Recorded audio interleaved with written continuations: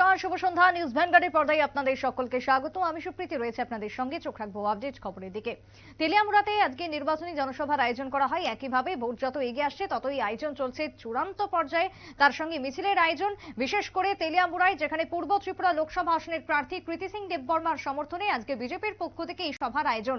সভাকে কেন্দ্র করে উপস্থিত ছিলেন মন্ত্রী বিকাশ দেববর্মা, উপস্থিত ছিলেন বিজেপি রাজ্য সভাপতি রাজীব ভট্টাচার্য থেকে শুরু করে বিজেপির কর্মী সমর্থকরা। পূর্ব আসনের শাসক জোটের যিনি প্রার্থী কৃতি সিং দেববর্মা, তার সমর্থনে এই প্রচার চলছে কৃষ্ণপুর বিধানসভা কেন্দ্রের গোলাবাড়ি এলাকায়। আজকে জনসভার আয়োজন, তবে নির্বাচনী জনসভার আগে মিছিল সংগঠিত। মিছিল করে এসে জনসভাতেই বক্তব্য রাখেন কার্যত নেতৃত্বরা। আজকের এই সভাকে কেন্দ্র করে বিজেপি নেতৃত্বের কি বক্তব্য উঠে এসেছে শুনুন।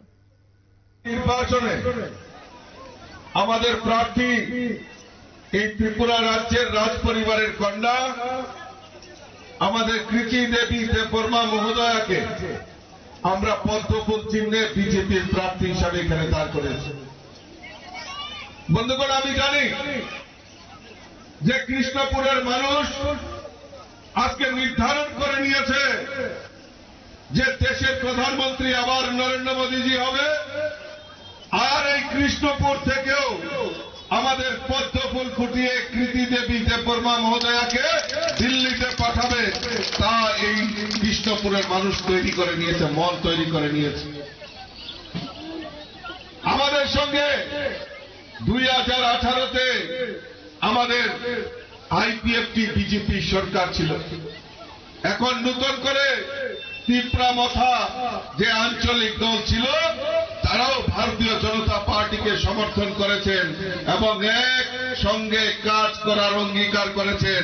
তাই আমাদের রাজ্যের মাননীয় মুখ্যমন্ত্রীর যে সংকল্প এক ত্রিপুরা শ্রেষ্ঠ ত্রিপুরা, এই এক ত্রিপুরা শ্রেষ্ঠ ত্রিপুরা করার লক্ষ্যে আইপিএফটি, ত্রিপুরা মথা, বিজেপি একসঙ্গে মিলেমিশে এই রাজ্যের জনজাতিদের বিকাশের জন্য কাজ করবে, সেই অঙ্গীকার নিয়ে আমাদের সরকার পরিচালিত হচ্ছে।